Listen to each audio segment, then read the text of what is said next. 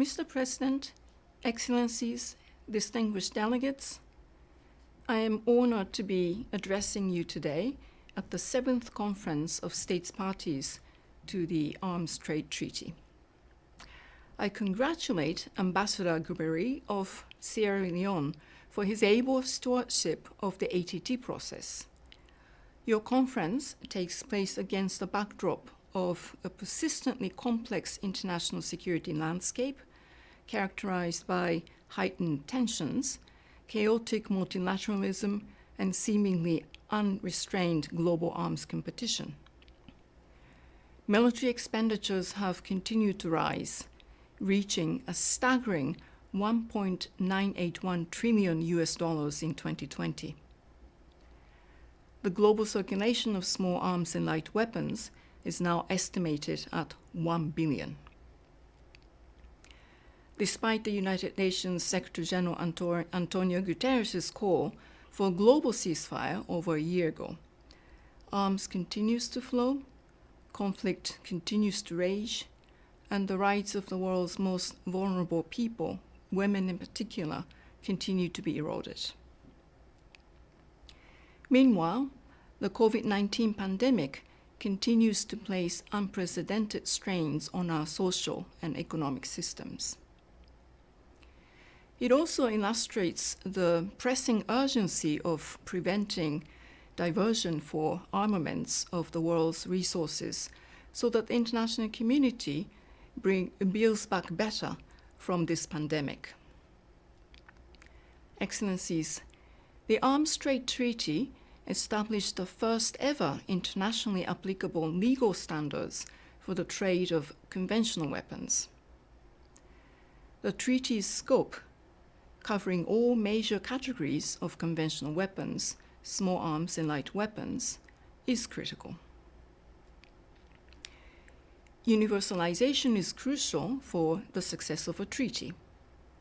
110 states have joined the ATT so far, thus agreeing to adhere to its highest common standards in international arms transfers. Today, 7 out of the top 10 exporters of arms are states parties. However, the other 3 top exporters, which control approximately 60% of the global arms export market, are not.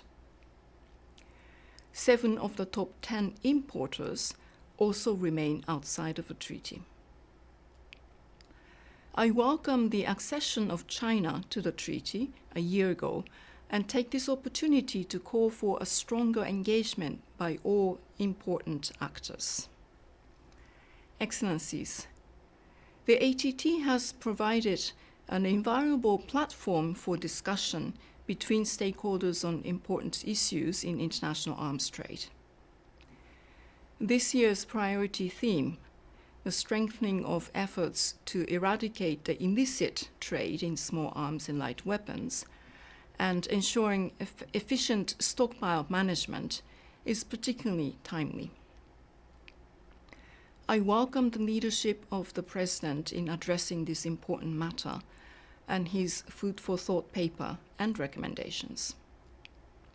On the occasion of the 75th anniversary of the United Nations last year, the Secretary General called for multilateral solutions to today's global challenges.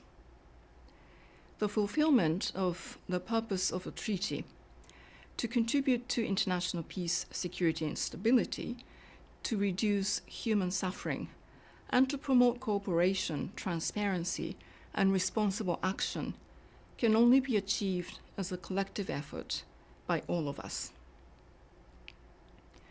The hybrid format of this CSP7, while being far from business as usual, also provides advantages that can be leveraged to engage meaningfully and effectively with a wider community of interested stakeholders, particularly from civil society, academia, and industry.